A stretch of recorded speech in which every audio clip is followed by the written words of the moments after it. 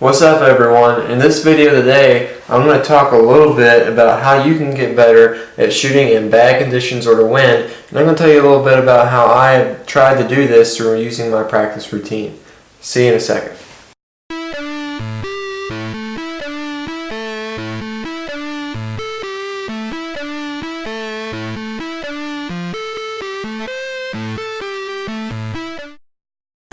Alright, so I think that one of the more controversial topics for shooters today is, should I shoot in a wind? Should I shoot in bad conditions?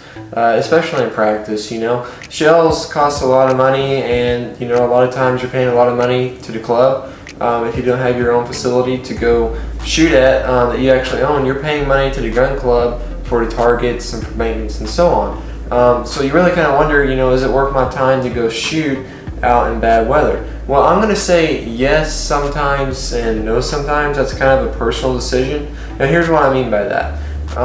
If it's a tournament and it's a situation where the wind's going to be blowing like 60 miles an hour, I'm probably not going to go to that tournament. But if I'm shooting practice and I have the ability to go shoot in maybe a 30 mile an hour wind, I'm going to take advantage of that sometimes. Now, I'm not going to specifically target and say, hey, I'm going to go shoot every time the forecast says the wind's going to be 20, 30 mile an hour. I'm not going to do that. But I am going to, if I'm planning on shooting and I see, hey, the wind is going to be 20 mile an hour today, I'm going to put myself in that situation sometimes, because I'm going to be in that situation whenever I'm shooting some of the bigger tournaments.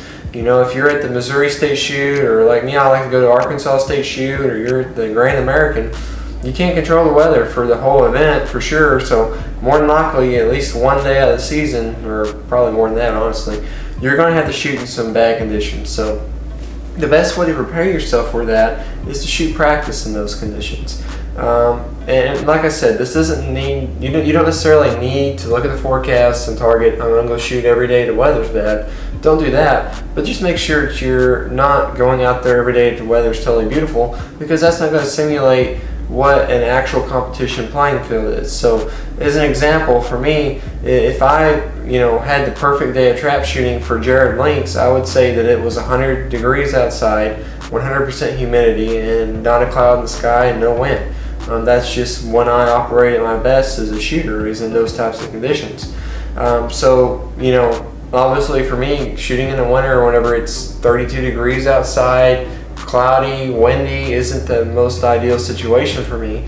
But I've had to learn to break them, because sometimes you're going to be in a situation of the competition, especially in the spring and in the winter here in the Midwest United States. You're going to be in a situation where it's going to be cold, it's going to be windy, it's going to be cloudy. You got to learn how to deal with that. That's just part of having an outdoor sport. And if you want to have the ability to break good scores in competition, you got to deal with that. And so the best way to learn to practice is, number one, focus on your fundamentals. The target still breaks. Most of the time, you're probably going to have a little bit of a situation where if it's a really bad wind, 30, 40 mile an hour, you may get robbed of the target, but I don't think it's going to be something that's going to cost you, the difference. It might cost you the difference between 100 and a 97 and 96.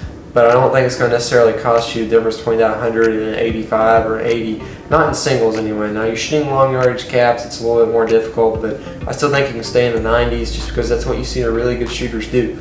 They tend to stay around that 90 range or above in all three disciplines, even though they're shooting in the bad weather. Now everybody has a bad day obviously, but they do that because they're so fundamentally sound that even though the weather is bad, they're still executing what they need to do, and they're still able to focus on their game plan, and they know how to adjust. They know how to adjust their hold points. If they see that left-hand target's going out farther than normal because the wind's pushing it that way, then they have the ability to change their stance accordingly to help them go get that target. Also, they have the ability to understand what type of lens colors to use on their glasses. If it's a really dark day, more than likely you're going to have to use a different lens color than it is if it's, like I said, 100 degrees and bright and sunny. Different situations call for different things there. So they have an ability to adjust and to see that they can still execute their game plan and focus on what they need to do, while at the same time making the necessary small adjustments to succeed in a situation where the weather conditions maybe aren't the best possible. So if you practice these things and you really focus on going out there and saying, hey, which way is the wind blowing? I need to adjust my whole point accordingly. It's cloudy outside. Do I have the right lenses on?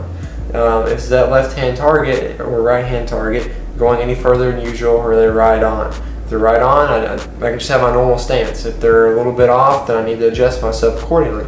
So being able to adjust and thinking about that while at the same time maintaining your fundamentals of making sure you're pressing to that target, making sure you're staying in the gun, making sure you're following through, that's vital to your success. So keep these things in mind when you're practicing. I think if you practice in some not ideal conditions, if you will, occasionally, it'll definitely help you out whenever you're facing that situation in a tournament. So thank you guys for watching. You can subscribe to my channel by clicking right here. Appreciate it if you did. Watch another video here. Have a great rest of your day. Thanks for watching.